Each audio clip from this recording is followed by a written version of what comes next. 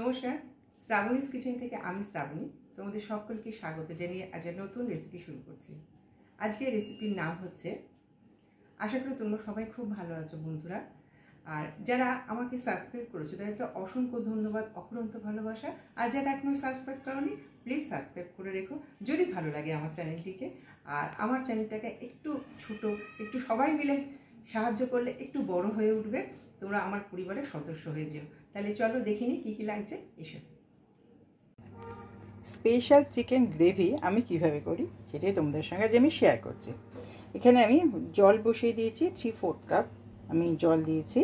তার সঙ্গে দিচ্ছি 1 টেবিল স্পুন মিল্ক পাউডার, ভরে দিয়েছি একদম।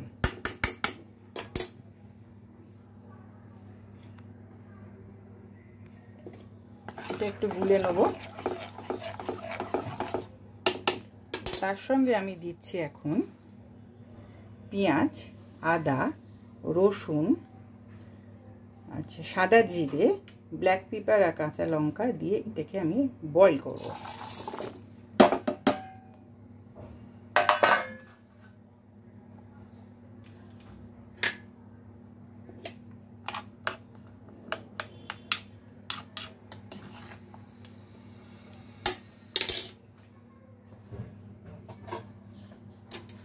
এটা একটু বয়েল হোক, বয়েল হয়ে গেলে সামান্য দুধ থাকবে, সেই অবস্থায় নামিয়ে নেব, নিয়ে এটাকে পিষবো। পরে আমি তোমাদের সব দেখিয়ে দিচ্ছি। এখন এটা বয়েল হতে দিলাম।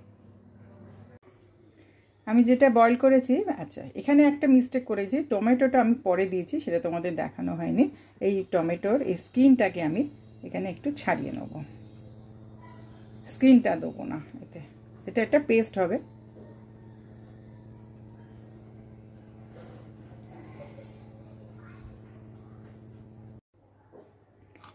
এর সঙ্গে আমি দিচ্ছি এবার 1 টেবিল স্পুন দুধের সর, তুলে রেখেছি দুধের সর, আমি ফ্রিজে রেখে দিই।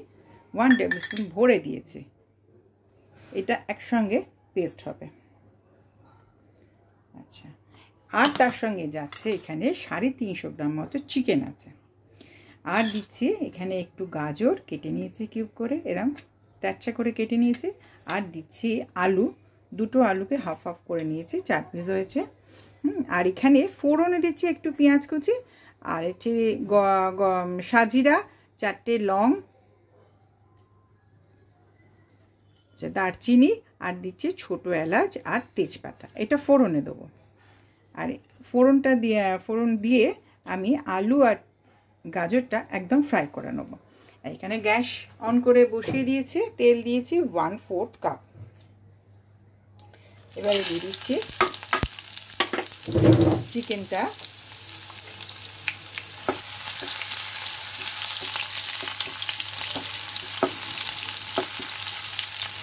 চিকেনটা না, এটা দিয়ে দিয়েছি আমি, পেঁয়াজ কুচি এই সব দিয়ে দিয়েছি।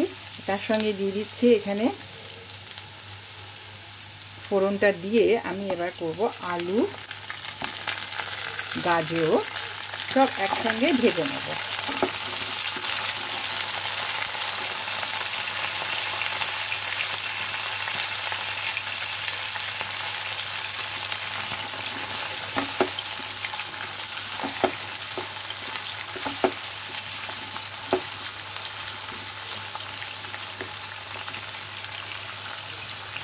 আর এবার দিয়ে দেবো চিকেনটা, সব একসঙ্গে নিয়ে আমি ফ্রাই করে নেব খানিকটা,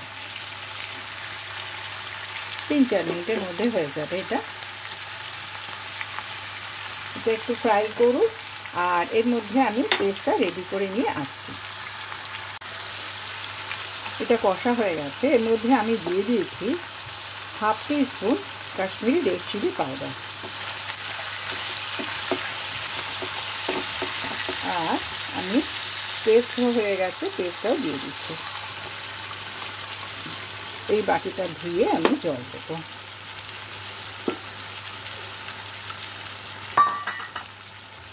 এখন দিয়ে দিচ্ছি এতে নুন,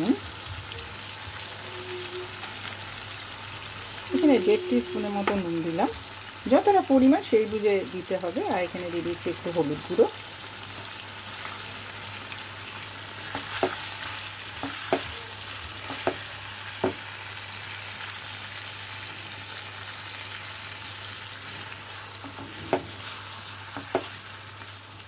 আজকে এই গ্রেভিটা অবশ্যই করো এরমভাবে একবার।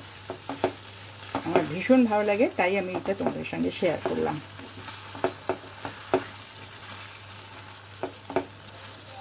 কালারটা দেখো কি সুন্দর হয়ে গেছে। দেখো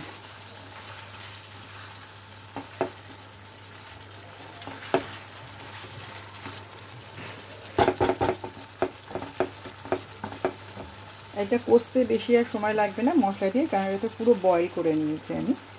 এবার আমি মিক্সির যে পাত্রে পেস্ট করে নিয়েছি সেটা ভালো করে ধুয়ে নিয়ে দিয়ে দেবো।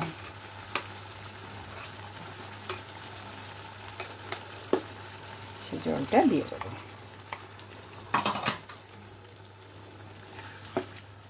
গ্রেভিটা যার যেমন পছন্দ, আমি একটু ঘন রাখবো, একদম পাতলা কিন্তু এটা করবো না। এই অল্পই জল দিয়েছি। এটা এতক্ষণ ভেজে নিয়েছি চিকেনগুলো, বেশিক্ষণ লাগবে না।